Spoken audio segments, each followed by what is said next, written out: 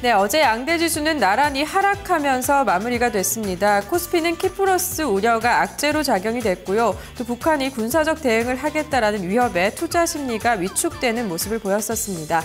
장 초반부터 밀려나는 모습을 보였었는데요. 1958선까지 밀려나면서 하락 마감했습니다. 그리고 코스피 시장도 역시 소폭 하락했었는데요. 546선에 거래를 마쳤습니다. 그럼 먼저 유가증권 시장에서의 수급 흐름부터 살펴보도록 하겠습니다. 어제 유가증권 시장에서는 외국인의 매도가 지수 하락에 영향을 줬습니다. 외국인이 3,743억 원 매도했고요. 개인과 기관은 매수하는 흐름이었습니다. 이어서 코스닥 시장의 수급 동향도 살펴보겠습니다. 역시 외국인과 기관의 매도 공세가 지수 하락에 영향을 줬었습니다. 외국인이 302억 원, 기관이 16억 원 매도했고요. 개인만이 매수하는 모습이었습니다. 이어서 선물 시장의 흐름까지 살펴보겠습니다. 선물 6월물입니다. 어제 하락하면서 258선에 거래를 마감했었는데요. 외국인이 3,940계약, 그리고 개인이 505계약 매도했고요. 기관만이 매수하는 흐름이었습니다.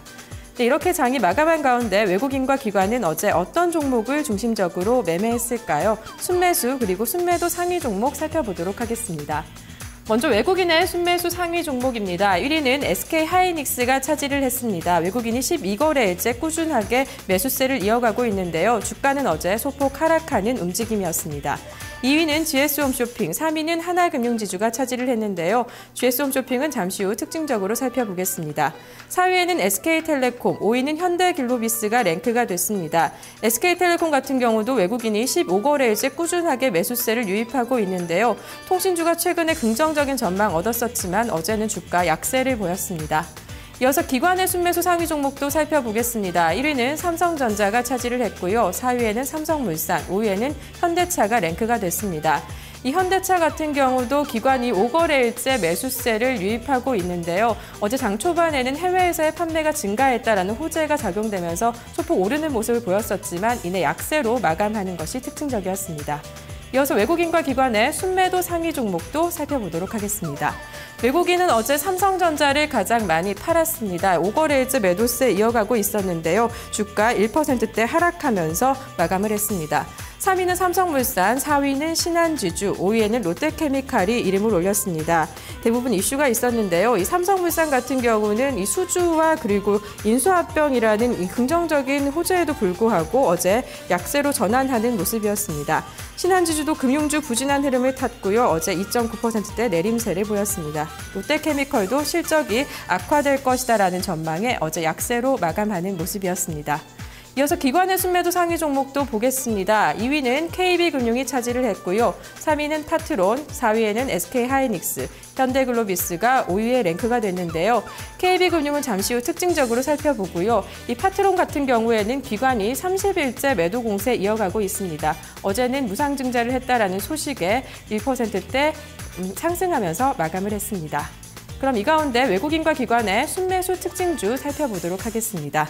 순매수 특징주는 GS홈쇼핑이 차지를 했습니다. 홈쇼핑주가 요즘 이슈가 되고 있는데요. 외국인의 순매수 2위에 이름을 올렸던 종목입니다. 외국인이 4거래일째 꾸준하게 매수세 유입하고 있는데요. 먼저 주가 흐름부터 체크해 보도록 하겠습니다.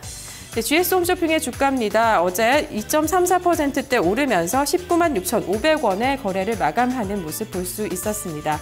증권가에서는 이제 요즘 저가 매수가 유입이 되면서 이 홈쇼핑주가 이슈가 되고 있다라고 살펴봤는데요. 신규 고객이 계속 유입되고 있다라면서 긍정적으로 전망을 내놨었습니다.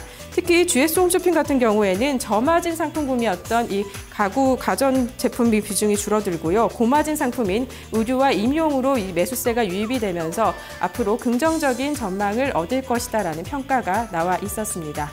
이어서 외국인과 기관의 순매도 특징주도 살펴보겠습니다. 순매도 특징주입니다. KB금융이 어제 순매도 특징주에 이름을 올렸습니다. 기관의 순매도 2위에 이름을 올렸던 종목인데요. 기관이 역시 4거래일째 매도 공세 이어가고 있습니다. KB금융의 주가도 확인해 보도록 하겠습니다. 네, KB금융의 주가 흐름입니다. 연일 약세를 보이고 있는 모습이 포착이 되고 있는데요. 어제는 850원 내리면서 36,550원에 거래를 마감하는 모습이었습니다. 네, KB금융은 최근에 은행주의 부진한 흐름이 반영이 됐고요. 또 금감원에서 어제 발표가 있었습니다. 은행 지주사들에 대해서 몸집은 커졌지만 건전성과 수익성은 악화됐다라는 발표가 있었는데요. 이것이 악재로 좀 작용을 했고요. 또 KB금융만의 이슈가 있습니다. KB금융의 노동조합에서 KB금융의 사회이사 선임에 대해서 반대하는 목소리가 높아지고 있는데요. 역시 우려가 되는 악재로 작용을 한 것으로 보입니다.